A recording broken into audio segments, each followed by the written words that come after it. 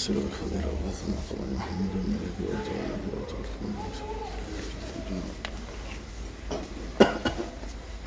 إن الحمد لله نحمده ونستعينه ونؤمن به ونتوكل عليه ونعوذ بالله من شرور أنفسنا ومن سيئات أعمالنا من يهده الله فهو المهتد ومن يضلل فلن تجد له وليا مرشدا ونشهد أن لا إله إلا الله وحده لا شريك له ونشهد أن سيدنا ونبينا ومولانا محمد عبده ورسوله صلى الله عليه وسلم. أما بعد، وعن عبد الله بن عباس رضي الله عنهما أن رسول الله صلى الله عليه وسلم كان أجود الناس وأجود ما يكون في رمضان حين يلقاه جبريل، وكان يلقى جبريل كل ليلة من رمضان ليدرسه هو القرآن، فلرسول الله صلى الله عليه وسلم أجود من الريح المرسلة، رواه البخاري.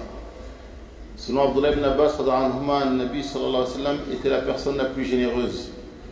Et le moment où il était le plus généreux, c'était durant le mois de Ramadan, lorsqu'il rencontrait Jibril. Et Jibril, il le rencontrait toutes les soirs ou toutes les nuits de Ramadan et lui enseignait le Coran. À ce moment-là, le prophète sallallahu alayhi wa sallam était plus généreux que le rih, c'est-à-dire le vent qui souffle le bien partout, rapporté par Al-Bukhari. فمن مقاصد الرمضان كما قال الله سبحانه وتعالى كتب عليكم الصيام كما كتب على الذين من قبلكم لعلكم تتقون، أي أن ننالوا التقوى، هذه الصفة المحمودة. ولا يمكن أن ننال التقوى إلا إذا كان في أخلاقنا وأعمالنا البر، ولكن البر من اتقى. فالله سبحانه وتعالى يقول لن تنالوا البر حتى تنفقوا مما تحبون. فعلينا خاصة في رمضان امتثالا لنبينا صلى الله عليه وسلم أن نكون أجود وأكرم، خاصة في هذا الشهر الذي يضاعف فيه الحسنات ويبارك للمؤمن في أرزاقه. Allah subhanahu wa ta'ala, il a dit, il vous a été prescrit, et c'est-à-dire rendu obligatoire le jeûne du mois de Ramadan, comme nous l'avons prescrit de jeûner à ceux qui étaient avant vous, pour que vous atteigniez la piété. La piété, c'est la qualité qui évolue, qu'à la fin du mois de Ramadan, tu es parmi les muttaqin. Parce qu'Allah subhanahu wa ta'ala dit Inna lil muttaqina mafaza hada'iqa wa anaba. Elle a dit certes, les pieux, ils ont obtenu la réussite des jardins, et Allah décrit leur récompense. C'est-à-dire que dans l'islam, il y a différents niveaux. Il y a le musulman, le musulman, il y a le mu'min qui est au-dessus, le croyant, il y a le salih, le muttaqi, il y a le pieux, il y a le muslih, le réformateur, et ainsi de suite. Et le niveau de piété, c'est un niveau dans le paradis, et il y a des faveurs particulières par rapport à ce niveau-là. Donc dans le mois de Ramadan, Allah subhanahu wa ta'ala dit cherchez à obtenir ce niveau. Et il dit aussi, vous ne pourrez pas atteindre ce niveau sauf si vous avez certaines actions dans votre vie. Ces actions-là, Allah il a appelé el-birr, le bien, dans le sens de la dépense. Allah dit, walakin al-birra man ittaqa. C'est-à-dire le bien, c'est ceux qui ont la piété qui arrivent à faire ce type de bien. Et ce bien dont on parle, c'est être généreux. Le premier niveau, c'est hadaï al-huquq, donner à chaque personne son droit. Ça, c'est obligatoire, c'est la base. Mais au-dessus de ça, il y a al-joud. Al-joud, c'est la générosité. C'est au-dessus de hadaï al-huquq. C'est-à-dire que tu es généreux, tu donnes plus.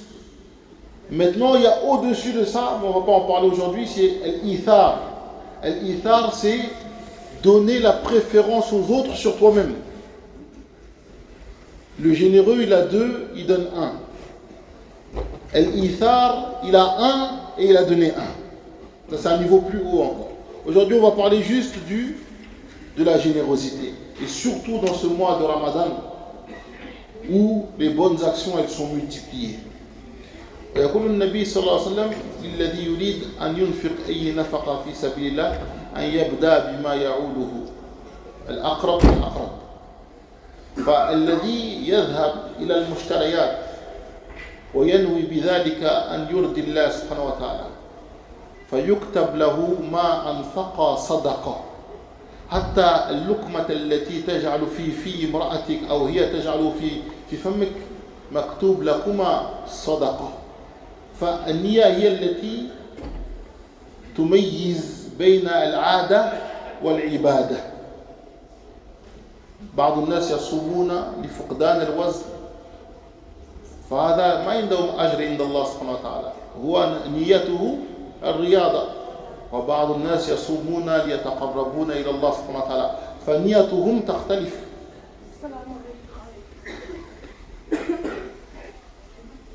Et le Nabi sallallahu alayhi wa sallam, il nous apprend que lorsque tu veux dépenser, commence par ceux qui sont autour de toi, commence par ceux qui sont les plus proches, et du plus proche au plus lointain. Et le Nabi sallallahu alayhi wa sallam, il nous apprend que quand tu vas acheter, même pour ta famille, et que tu espères la récompense d'Allah, et que dans ton cœur tu mets, Ya Allah, je fais ce bien-là, parce que tu nous as ordonné d'être bon avec la femme, avec les enfants, avec les proches. Alors ce que tu dépenses, même en faisant les courses, Allah il te le compte comme une sadaqa. Jusqu'à que le prophète se dit, même la bouchée que tu mets dans la bouche de ta femme, ce sera compté comme une aumône. Ou que elle met dans ta bouche, ce sera compté comme une aumône. Donc Allah il a facilité l'accès à cette hasana. Et le Nabi sallallahu alayhi wa sallam يقول أن الأعمال مضاعف في رمضان والصدقة تكتب زكاة. وقالوا يا رسول الله صلى الله عليه وسلم لماذا نؤدي الزكاة؟ فقال النبي صلى الله عليه وسلم في معنى كلامه لتطهروا بقية أموالكم إن في هذا المال مصائب فالزكاة تخرج المصائب من بقية ماله والذي يمسك مال الزكاة ولا يخرجها فيصيب بقية ماله تلفا كما جاء في الحديث لكل يوم تنزل ملكان فيقول أحدهما اللهم أعطي كل منفكا خلفا ويقول الآخر اللهم أعطي كل ممسكا تلفا. Et le Nabi sallallahu alayhi wa sallam nous a dit que dans le mois de Ramadan, les aumônes que vous faites, elles sont considérées comme des zakats, comme des aumônes légales, obligatoires. Et ils ont dit, ya Rasulullah sallallahu alayhi wa sallam, pourquoi est-ce qu'on doit sortir l'aumône obligatoire? Il a dit, pour purifier le reste de votre bien. C'est-à-dire que dans ton bien, il y a une partie qui est un malheur. Et tu dois le sortir en zakat pour purifier le reste de tes biens. Et celui qui garde la zakat au lieu de la donner, ça va atteindre et pourrir le reste de ses biens. Et à Allah appartient les meilleurs exemples. Ceux qui ont participé au fait de couper de la viande, un mouton ou autre, ils savent que dans cette viande-là, il y a un petit morceau qu'on appelle la vésicule biliaire. Ce morceau amer, si tu ne l'enlèves pas de la viande et qu'elle s'éclate sur la viande, ça va pourrir le reste de la viande. Enfin, de la même manière, dans tes biens, il y a une part qui n'appartient pas à toi. Elle appartient aux autres. Elle appartient aux nécessiteux, à ceux qui sont dans le besoin. Tu dois leur donner, sinon il va t'atteindre à mal. Et le Nabi sallallahu alayhi wa sallam dit, chaque jour qui se lève, il y a deux anges qui descendent.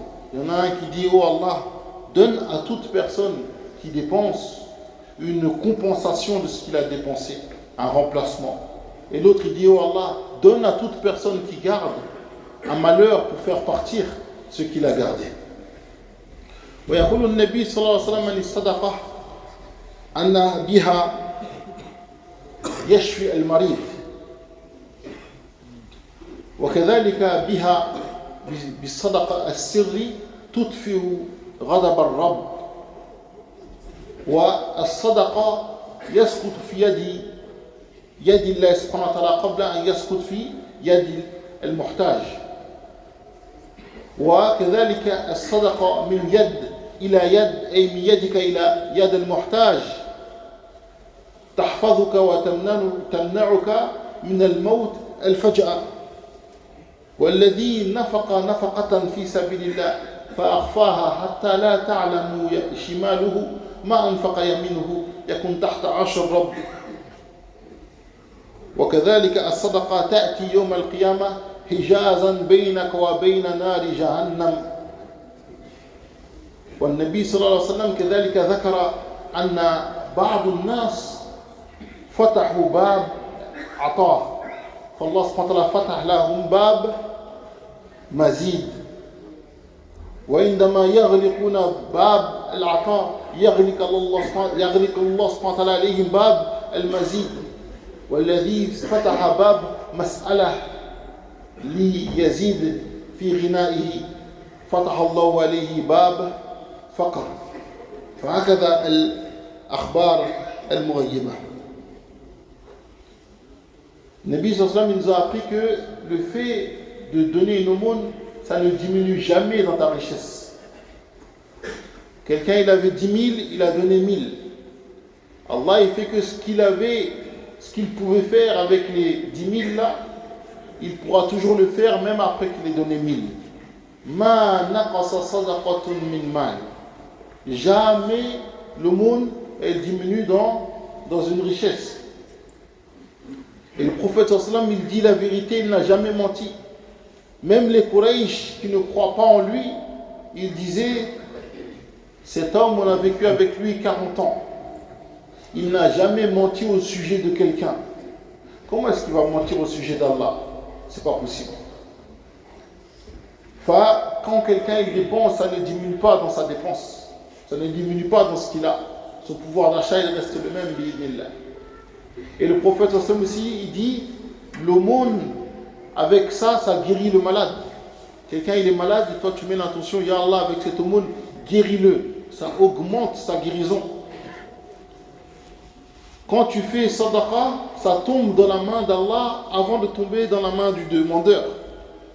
Aïcha radhiyallahu anha, elle a vu le prophète sallam mettre du parfum sur de l'argent avant de le donner. Elle a dit pourquoi tu fais ça? Il a dit parce que ça tombe dans la main d'Allah avant de tomber dans la main du pauvre. Un pauvre aussi, il est venu à la porte pour demander, et le Nabi sallam il s'est levé pour aller lui donner. Ils ont dit donne-nous, on va le donner à ta place. Il a dit non, le fait de donner de main en main, ça préserve de la mort soudaine. Ça préserve de la mort soudaine. Et dans un hadith, Nabi sallallahu alayhi wa sallam dit l'aumône qui est faite secrètement, elle éteint la colère d'Allah subhanahu wa ta'ala. Et dans un autre hadith, l'aumône que tu donnes avec ta main droite tellement discrètement que même ta main gauche elle n'a pas vu ce qu'il y avait dans ta main droite, par elle tu te retrouves sous le trône d'Allah subhanahu wa ta'ala dans la protection. Et le Nabi sallallahu alayhi wa sallam aussi dit que celui qui ouvre une porte de don, il dit par exemple à partir d'aujourd'hui je vais commencer à donner à telle personne ou à tel groupe de personnes, Allah il lui ouvre une porte de plus, c'est-à-dire Allah subhanahu wa ta'ala va lui rajouter plus sur ce qu'il devait avoir, parce que toi tu as ouvert une porte de don, Allah il ouvre une porte de plus, et le jour où toi tu arrêtes, Allah aussi il arrête de te donner le plus. Et le Nabi sallam dit celui qui ouvre une porte de mendicité pour devenir de plus en plus riche, il commence à demander aux gens, Allah il ouvre une porte de pauvreté, c'est-à-dire ça rentre par là et ça sort de l'autre côté.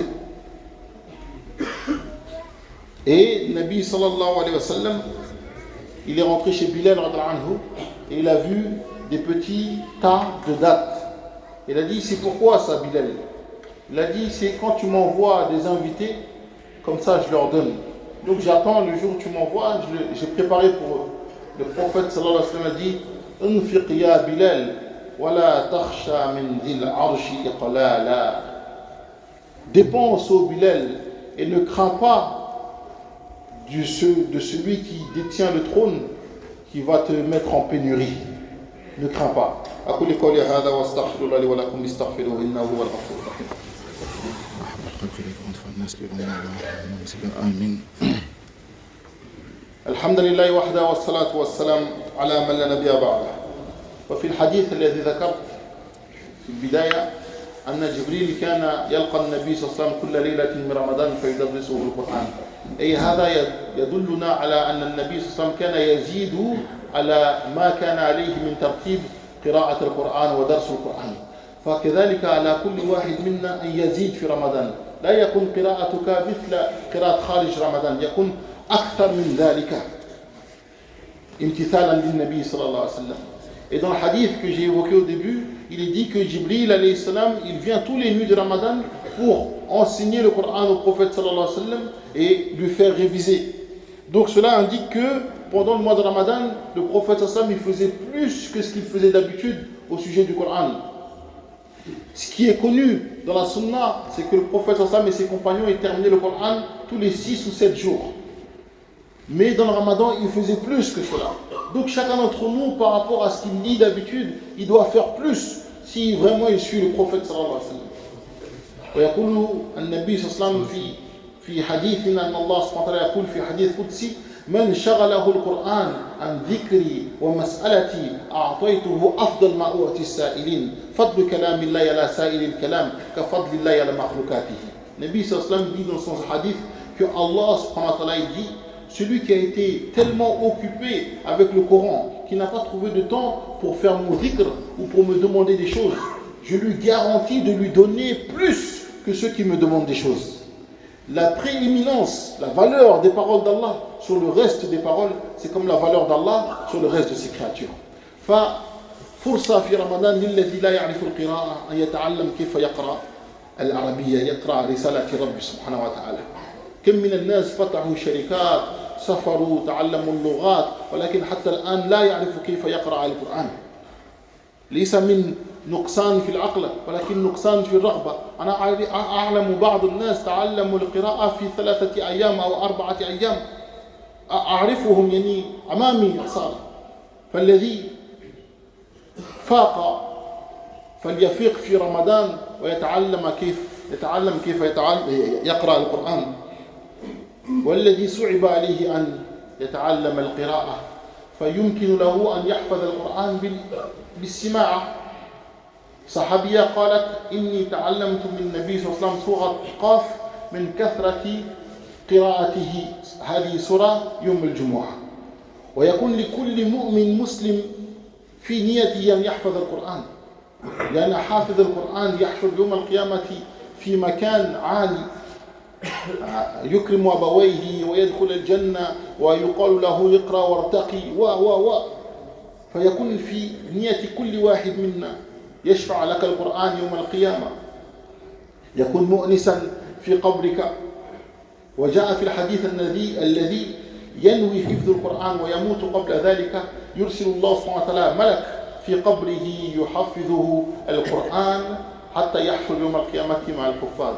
وأكثر ما يكون القرآن في قلبك أكثر ما يكون نور ويخرج منك الظلمات. يقول النبي صلى الله عليه وسلم مثل صاحب القرآن، يقول النبي صلى الله عليه وسلم الذي ليس في جوفه شيء من القرآن كالبيت الخرب، البيت الذي تجد فيه الأقارب تجد فيه الجن، فالذي يحس بمس أو جن يحفظه القرآن يخرج هذا الجن منه بفضل الله سبحانه وتعالى. والذي لا يستطيع يتعلم لا القراءة ولا يحفظ القرآن بالسماع فينوي أنه يحضر في صلاة التراويح من أوله إلى آخره. فرصة، كم فرص في بقية السنة لتسمع القرآن من أوله إلى آخره.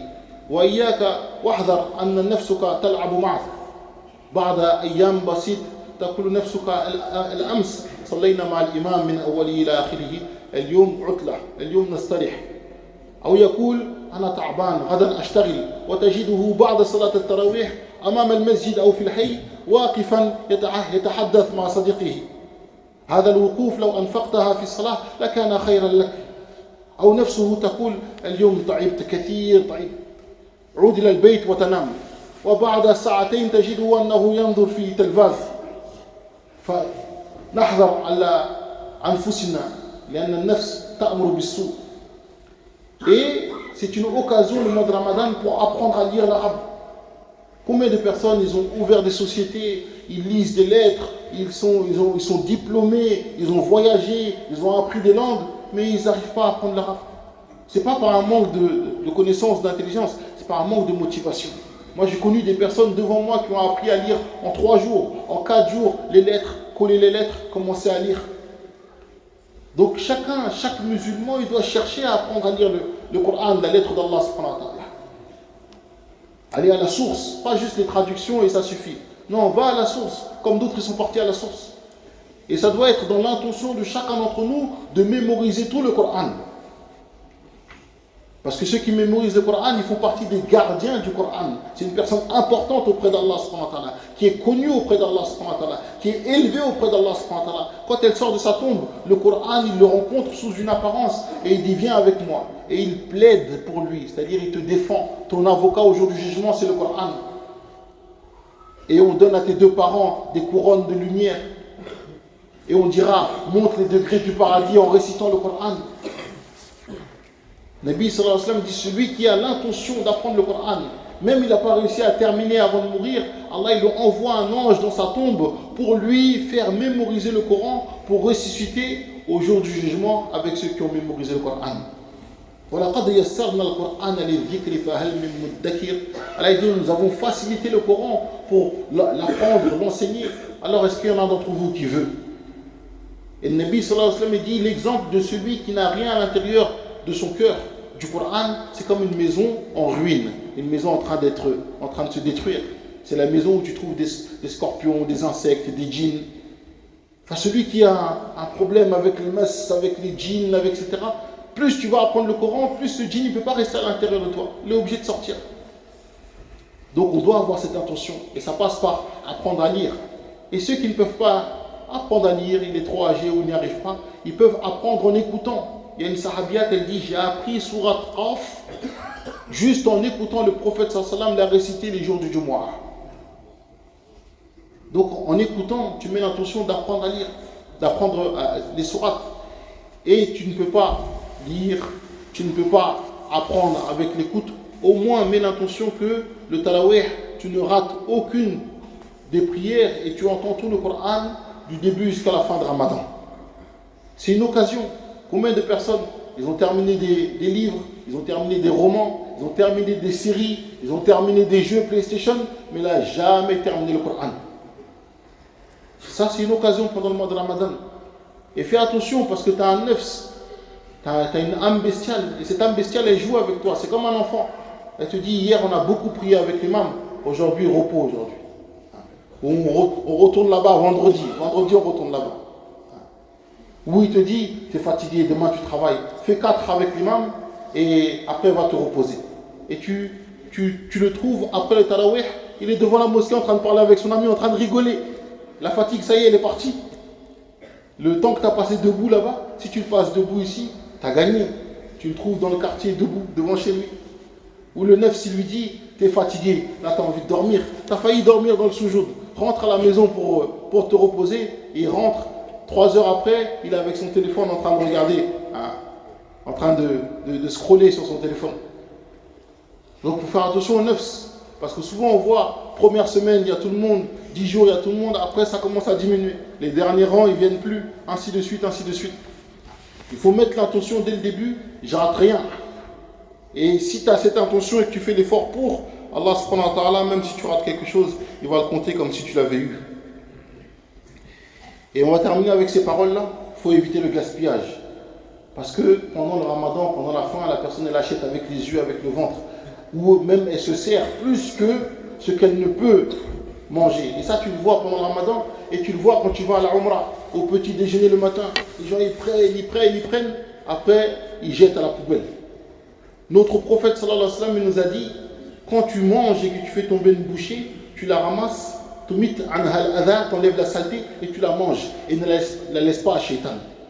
Et il a ordonné qu'on nettoie le fond des assiettes avec le doigt. Il a dit ne lavez pas vos mains jusqu'à que vous ayez léché. Vous ne savez pas, là vous ne savez pas elle est où la baraka.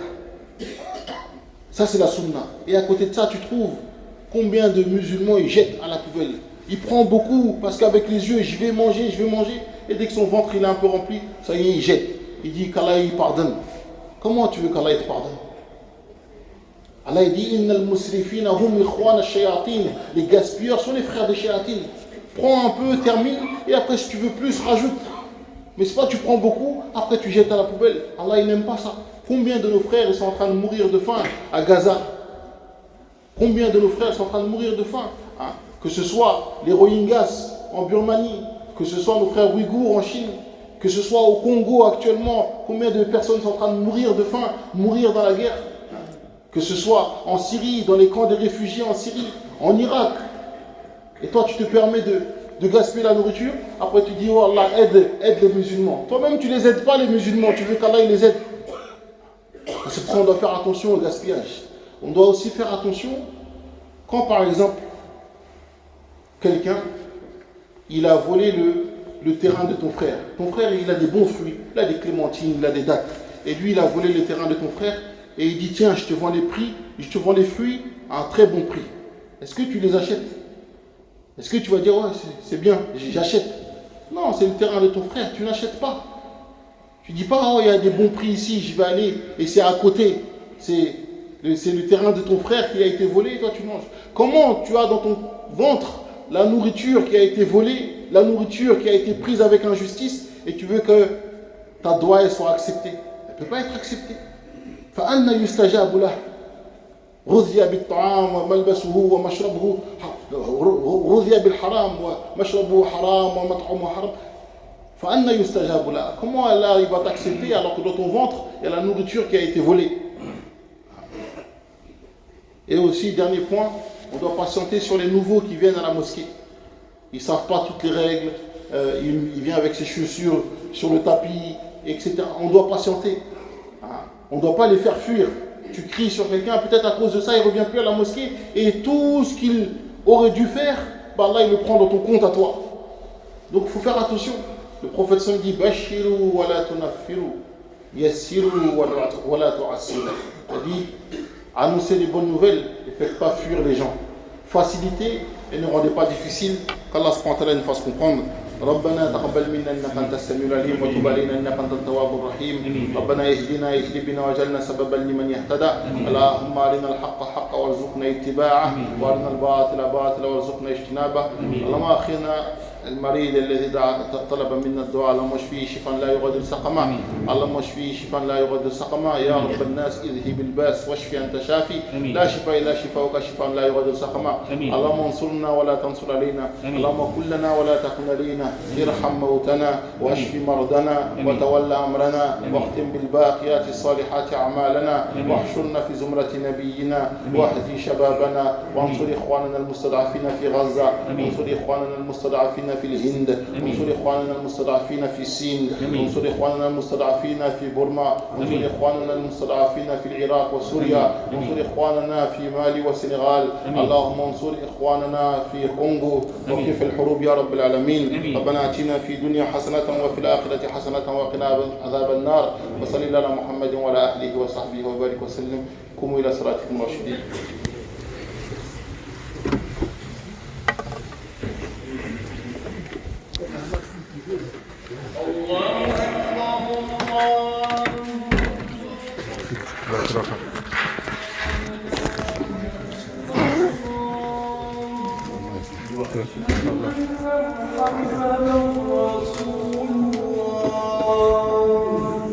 حي على الصلاة حي على الفلاح قد قامت الصلاة قد قامت الصلاة الله أكبر الله أكبر لا إله إلا الله.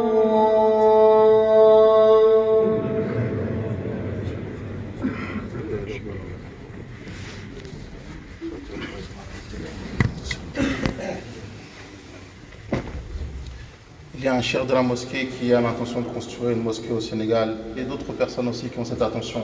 Qu'Allah leur facilite. Qu'Allah il construise cette maison. Qu'Allah il en fasse une maison de bien dans laquelle qui est remplie de bonnes actions et de son évocation. Istaou wa atadilu. Allahu Akbar. Alhamdulillahi Rabbil Alamin Ar-Rahman Ar-Rahim Malik Yawmiddin Iyyaka na'budu wa iyyaka nasta'in Ihdina as-siratal mustaqim صراط الذين أنعمت عليهم غير المغضوب عليهم ولا الضالين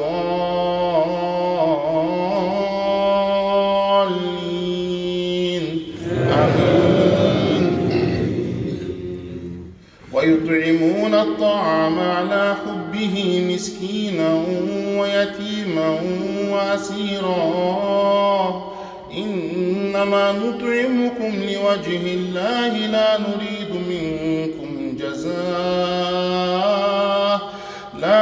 منكم جزاء ولا شكورا إنا نخاف من ربنا يوما عبوسا قمطريرا فوقاهم الله شر ذلك اليوم ولقاهم نضرة وسرورا وجزاهم بما صبروا جنة وحريرا. الله أكبر.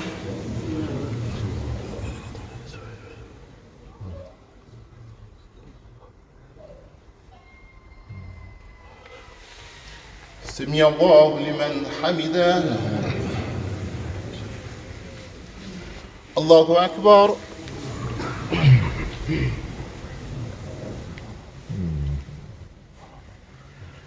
الله أكبر. الله أكبر.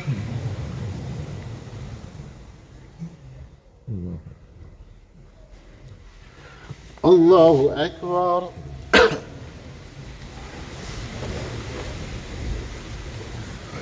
الحمد لله رب العالمين الرحمن الرحيم مالك يوم الدين إياك نعبد وإياك نستعين اهدنا الصراط المستقيم صراط الذين أنعمت عليهم غير المغضوب عليهم ولا الضالين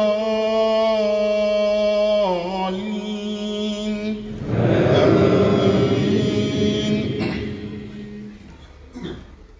أرأيت الذي يكذب بالدين فذلك الذي يدعو اليتيم ولا يحض على طعام المسكين فويل للمصلين الذين هم عن صلاتهم ساهون الذين هم يراءون ويمنعون الماعون. الله أكبر.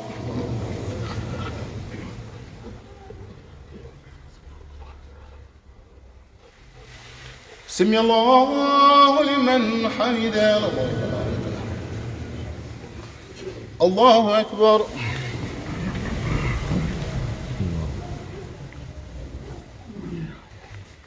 الله أكبر. الله أكبر. الله أكبر.